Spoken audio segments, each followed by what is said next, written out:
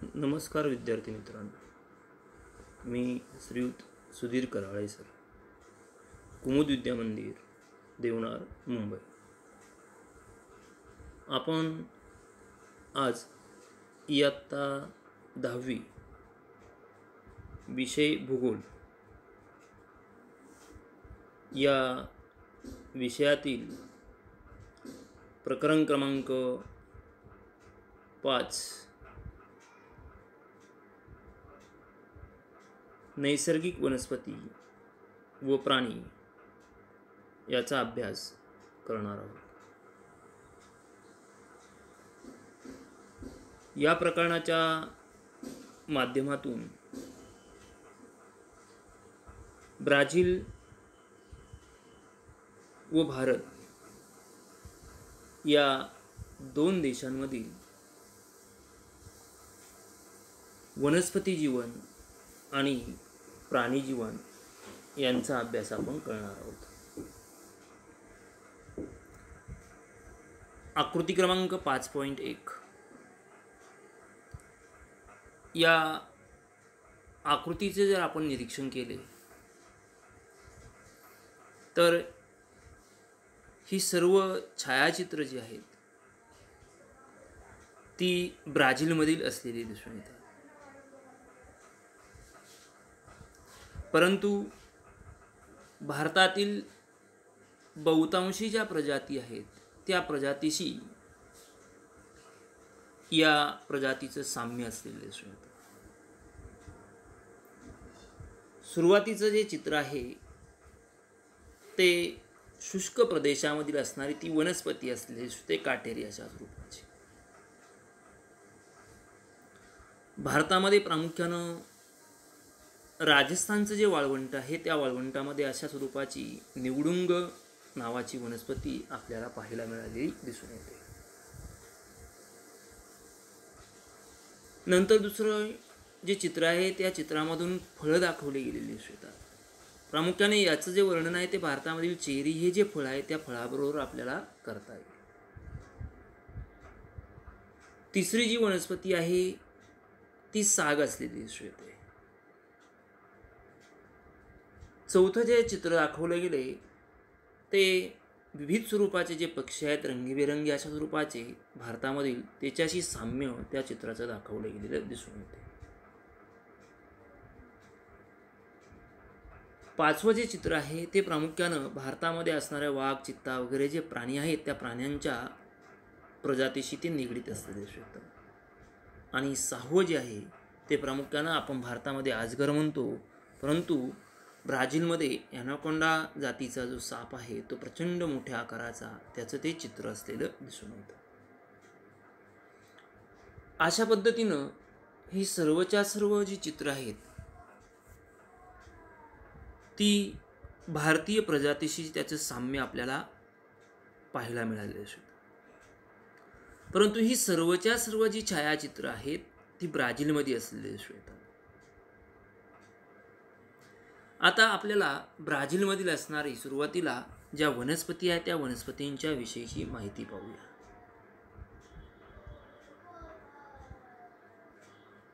आकृती क्रमांक 5.2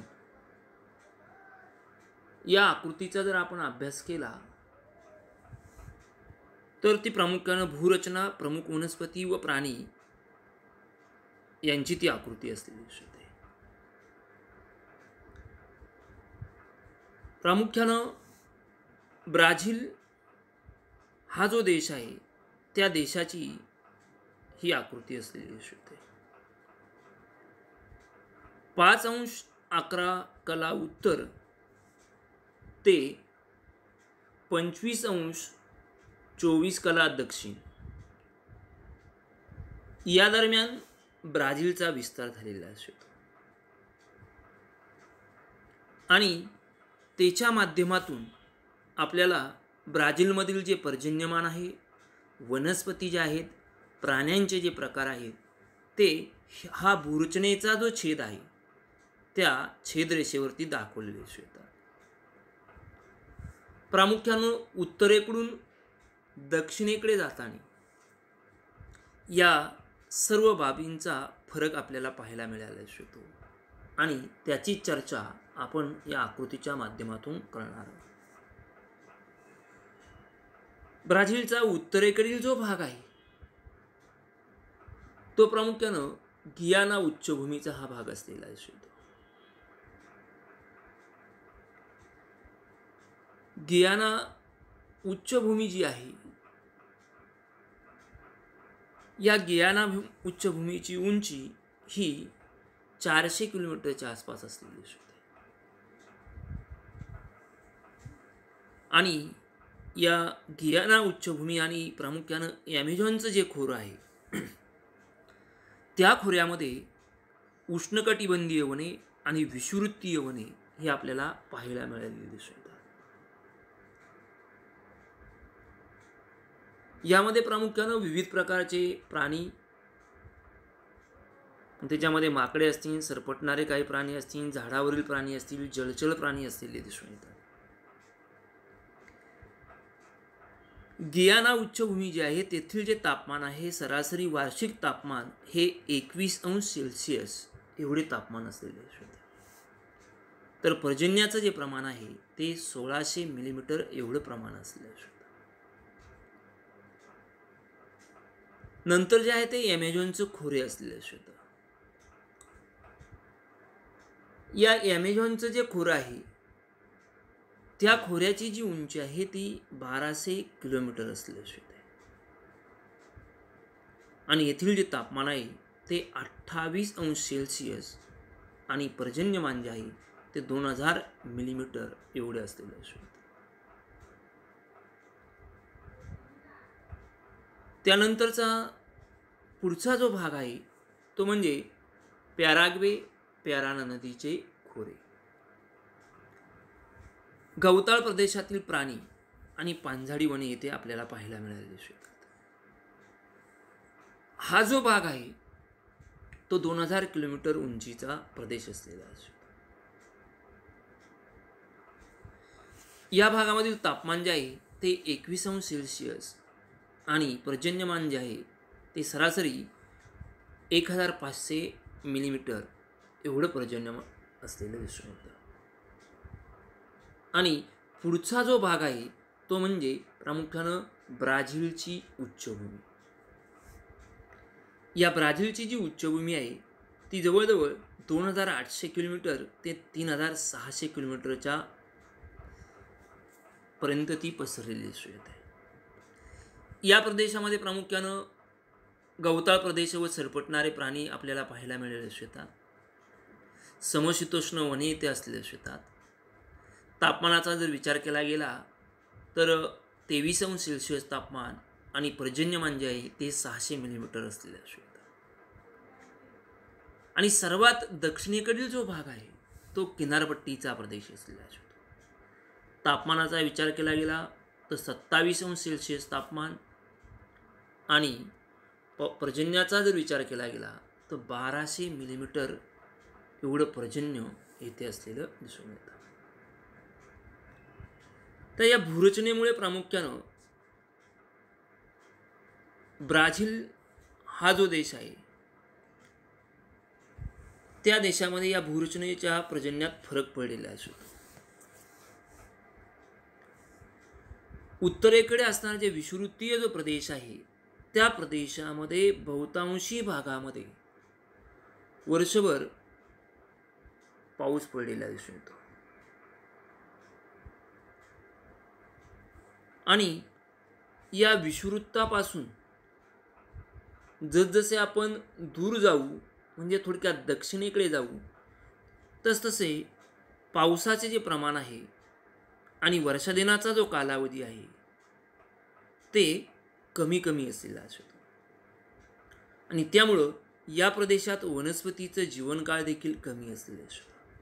म्हणजेच उत्तरेकडून दक्षिणेकडे जाऊ त्या पद्धतीनं पाऊस कमी कमी होत गेलेला असतो आणि त्याचा परिणाम तेथे असणाऱ्या ज्या वनस्पती आहेत त्या वनस्पतीवरती सुद्धा झालेला दिसून येतो. आपल्याला या ब्राझील हा जो देश आहे त्या देशामधील असणाऱ्या ज्या वनस्पती आहेत त्या वनस्पतींचीच माहिती आपल्याला अभ्यासायची असलेली दिसून येते. ब्राझीलमधील वनामध्ये जगातील सर्वाधिक वनस्पती आणि त्यांच्या प्रजाती आढळलेल्या दिसून येतात. मग त्याच्यामध्ये रबर, मोहगनी, रोजूड, ऑर्किड इत्यादी प्रकारच्या ज्या वनस्पती आहेत त्या वनस्पती आढळलेल्या दिसून येतात. सर्वसाधारणपणे ब्राझीलमधील वनस्पतींचे 3 प्रकार पडलेले दिसून येतात. पहिला जो प्रकार आहे तो म्हणजे जास्त पावसाच्या प्रदेशातील वनस्पती. दुसरा जो आहे तो मध्यम पावसाच्या प्रदेशातील वनस्पती. आणि तिसरा जो आहे तो कमी पावसाच्या प्रदेशातील वनस्पती. आता जास्त पावसाचा प्रदेश म्हटल्यानंतर तो विषुववृत्ताचा. या विषुववृत्ताजवळील प्रदेश जो आहे तिथं वर्षा दिनाचा कालावधी जास्त, पर्जन्याचं प्रमाण देखील तिथे अधिक असलेलं दिसून येतं आणि त्यामुळे इथे वनस्पतीचा जीवनकाळ सुद्धा अधिक असलेला दिसून येतो. मध्यम पावसाचा जो प्रदेश आहे त्या प्रदेशामध्ये वर्षा दिनाचा जो कालावधी आहे आणि पर्जन्याचं जे प्रमाण आहे ते कमी असलेलं दिसून येतं. त्यामुळे हा जो प्रदेश आहे त्या प्रदेशामध्ये प्रामुख्यानं वनस्पतीचा जीवनकाळ सुद्धा कमी असलेला दिसून येतो. पर्जन्याचं प्रमाण कमी, त्यामुळे वृक्षांची घनता कमी. हा जो भाग आहे तो प्रामुख्यानं निमसदाहरित वनांचा प्रदेश म्हणून ओळखला जातो. आणि तिसरा जो प्रकार आहे तो कमी पावसाच्या प्रदेशातील वनस्पती, त्याला आपण शुष्क वनस्पती देखील किंवा शुष्क प्रदेश असं देखील म्हणू शकतो. या शुष्क प्रदेशामध्ये प्रामुख्यानं गवत, खुरटी झुडपे, काटेरी व शुष्क अशा स्वरूपाच्या ज्या वनस्पती आहेत त्या वनस्पती पाहायला मिळालेल्या दिसून येतात. अशा पद्धतीनं ब्राझीलमधील या वनस्पती असलेल्या दिसून येतात. विद्यार्थी मित्रांनो, तो एक महत्त्वाचा प्रश्न विचारला जाईल, तो म्हणजे ब्राझीलतील वर्षावनांना जगाची फुफ्फुसे असे का संबोधतात. याचे पहिले कारण आहे ते म्हणजे ब्राझील देशात उत्तरेकडील ॲमेझॉन नदीच्या खोऱ्याच्या प्रदेशात घनदाट सदाहरित वर्षावने आढळतात. पुन्हा सांगतो विद्यार्थी मित्रांनो, पहिलं कारण ब्राझील हा जो देश आहे त्या देशाच्या उत्तरेकडील हा जो भाग आहे या भागामध्ये ॲमेझॉन नदीचं खोरं असलेलं होतं आणि या ॲमेझॉन नदीच्या खोऱ्याच्या प्रदेशात घनदाट सदाहरित वर्षावने आढळलेली दिसतात.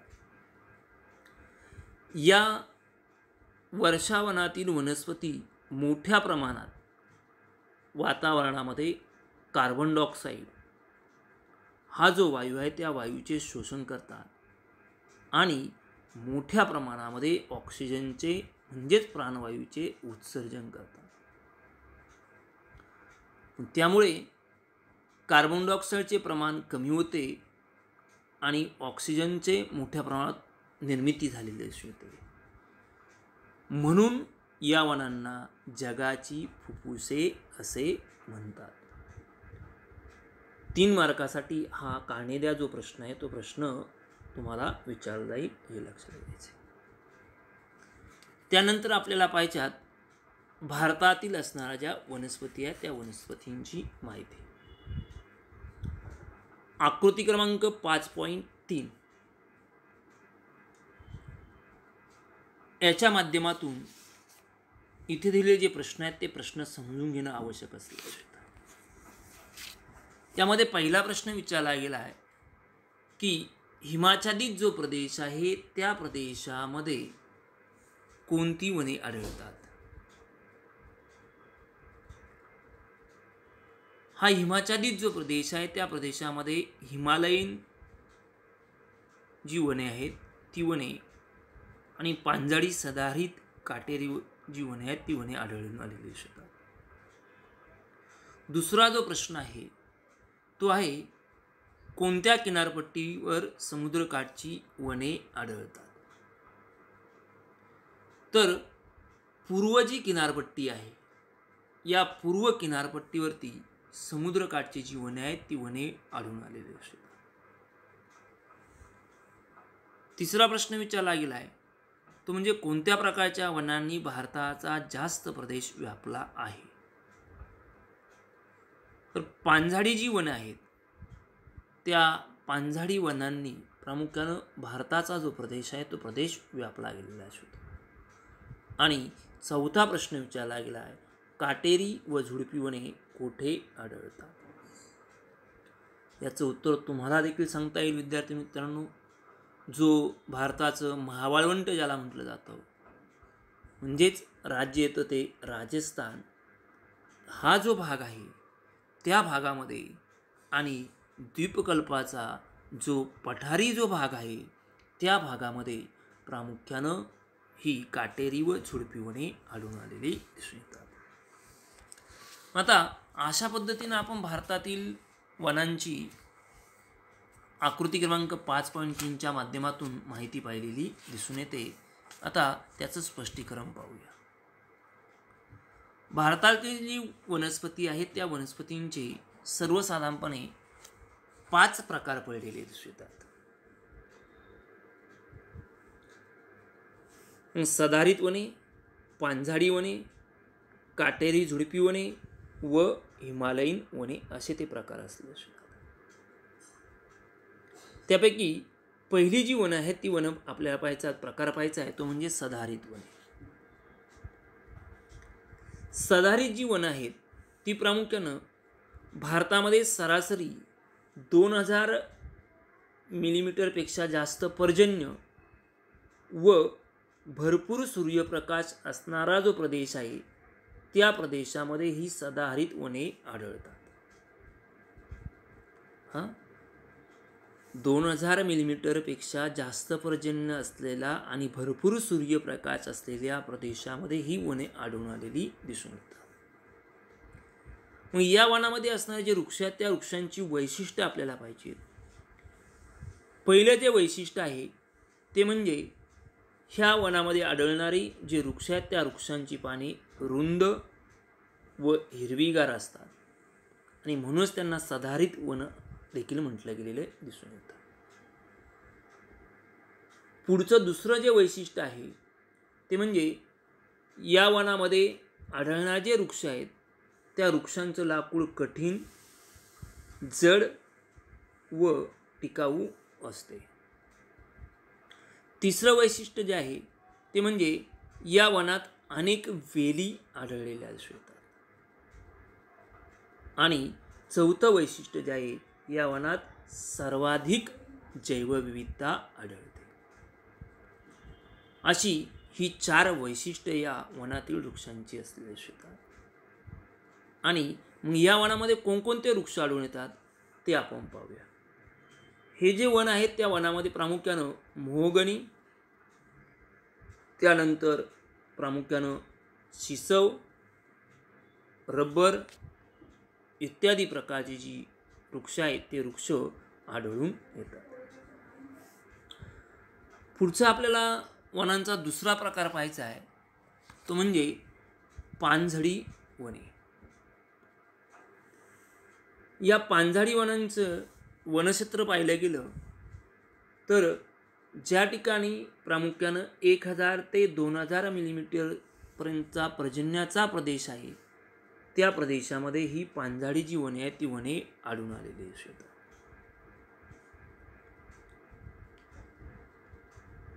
कोरड्या ऋतूमध्ये बाष्पीभवनाने पाणी कमी होऊ नये म्हणून हे जे वृक्ष आहेत ते वृक्ष वनस्पतीची पाने गळतात आणि म्हणूनच त्यांना पानझडी वने असे म्हटलं गेलेलं असतं.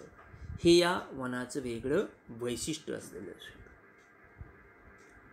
आता या वनामध्ये आढळून येणारे जे वृक्ष आहेत त्या वृक्षांची नावं पाहूया. प्रामुख्यानं साग, बांबू, वड, पिंपळ इत्यादी प्रकारच्या वनस्पती या पानझडी वनामध्ये आढळून आलेल्या असतात. तिसरा प्रकार आपल्याला पाहायचा आहे काटेरी व झुडपी वने. प्रामुख्यानं उष्ण वाळवंट म्हणजेच राजस्थान आणि द्वीपकल्पाचा जो भाग आहे त्या प्रदेशामध्ये ही जी वनं आहेत ती वनं आढळून आलेली दिसून येतात. भारताच्या दृष्टिकोनातून विचार केला गेला तर ज्या भागामध्ये दीर्घकाळ कोरडा उन्हाळा व 500 मिलीमीटरपेक्षा कमी पर्जन्य असते अशा प्रदेशामध्ये ही काटेरी व झुडपी वने आढळतात. या वनांमध्ये आढळून येणारे जे वृक्ष आहेत त्या वृक्षांची वैशिष्ट्ये आपण पाहूया. एकच वैशिष्ट्य याच्यामध्ये महत्त्वाचं असलेलं होतं आणि ते म्हणजे या वनामध्ये आढळून येणाऱ्या ज्या वनस्पती आहेत त्या वनस्पतींची पाने आकाराने लहान असतात. तर ही पाने आकाराने का लहान असतात? तर पर्जन्याचे प्रमाण कमी, तापमान जास्त, दीर्घकाळ कोरडा उन्हाळा, त्यामुळं बाष्पीभवन जे आहे ते जास्त होऊ नये म्हणून या ज्या वनस्पती आहेत त्या वनस्पतींची पाने आकाराने लहान असतात. या ज्या वनस्पती आहेत त्या वनस्पती उंचीने सुद्धा आणि आकाराने सुद्धा कमी असलेल्या असतात. या वनामध्ये आढळून येणारे जे वृक्ष आहेत ते वृक्ष पाहूया आपण.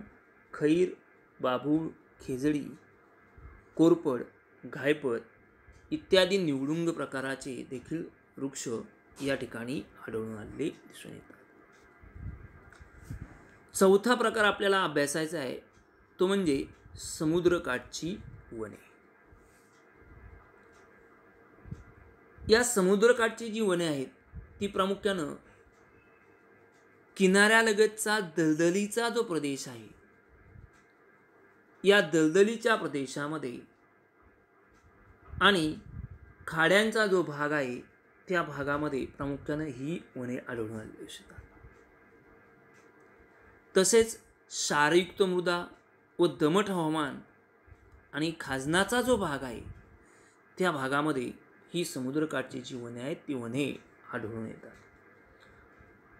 आणि म्हणून त्यांना समुद्रकाठची वने असे देखील म्हटलं गेलेलं असतं किंवा त्याला दुसरं नाव दिलं गेलं आहे ती खारफुटीची वने. या वनामध्ये आढळून येणारे जे वृक्ष आहेत त्या वृक्षांचं वेगळं वैशिष्ट्य म्हणजे या वनस्पतीचे जे लाकूड आहे ते तेलकट, हलके आणि टिकाऊ अशा स्वरूपाचे असलेले दिसून येते. यामध्ये प्रामुख्यानं भारतामध्ये सुंदरीची वने किंवा खारफुटीची वने ही आढळून आलेली दिसून येतात. त्यानंतर पाचवा प्रकार आपल्याला पाहायचा आहे तो म्हणजे हिमालयातील वने. तर या हिमालयातील जी वने आहेत त्यांचे देखील 3 प्रकार पडलेले असतात. ते उंचीनुसार अतिउंच प्रदेशातील ही वने असले असतात, मध्यम उंचीवरील प्रदेशातील ही वने असले असतात आणि पायथ्यालगत असे 3 प्रकार पडलेले असतात. ही सर्व जे वनं आहेत ती प्रामुख्यानं हिमालयीन ज्या पर्वतरांगा आहेत त्या पर्वतरांगामध्ये असलेली असतात. अतिउंचावरील जी प्रदेशामध्ये असणारी जी वनं आहेत त्या वनामध्ये प्रामुख्यानं फुलझाडे मोठ्या प्रमाणात असले असतात. मध्यम उंचीवरील जी वनं आहेत त्यामध्ये प्रामुख्यानं पाईन, देवदार, फर अशी सूचीपर्णी जी वृक्ष आहेत ती वृक्ष आढळून आलेले असतात आणि पायथ्यालगतची जी वनं आहेत ती मिश्र स्वरूपाची असले असतात. मग त्यामध्ये सूचीपर्ण देखील वने असतील, पानझाडी देखील वृक्ष असतील, परंतु या वनामध्ये प्रामुख्यानं साल नावाचा जो वृक्ष आहे त्या वृक्षाचं प्रमाण जास्त असलेलं दिसून येते. विद्यार्थी मित्रांनो, या वनांचा अभ्यास व्यवस्थित पद्धतीने करणं गरजेचं असलेलं असतं कारण तुलनात्मक अशा स्वरूपाचा हा अभ्यास असलेला दिसून येतो. तर ब्राझीलमधील प्रामुख्यानं आणि भारतामधील जी वनं आहेत त्या वनांचा दिवसेंदिवस ऱ्हास देखील होत चाललेला असतो. त्याचं जे प्रमाण आहे ते प्रमाण दिवसेंदिवस कमी होत चालले गेलेलं दिसून येतं. तर यामध्ये पहिलं कारण महत्त्वाचं सांगता येईल ते म्हणजे भारत व ब्राझील या दोन्ही देशात वाढत्या लोकसंख्येला निवासासाठी जागा अपुरी पडत आहे. निवासासाठी जागा उपलब्ध व्हावी म्हणून मोठ्या प्रमाणात वृक्षांची तोड केली जाते. ब्राझीलमध्ये प्रामुख्यानं रोका नावाची जमात आहे. भारतामध्ये झुम अशा स्वरूपाचे आणि जमाती म्हणजे स्थलांतरित अशा स्वरूपाची शेती केली गेलेली दिसते. पण त्यामुळं वृक्षतोड करून जमीन जाळून तिथं शेतीसारखा व्यवसाय केला गेलेला असतो. लोकांच्या इंधनासाठी प्रामुख्यानं वनांची जी तोड आहे ती तोड केली गेली असते आणि त्यामुळं हळूहळू या ब्राझील आणि भारतातील जी वनं आहेत त्या वनांचा नाश झालेला दिसून येतो. या प्रकरणामधील असणारा पुढचा ब्राझील वन्यजीवन हा जो भाग आहे आपण तो नंतरच्या भागात पाहूया.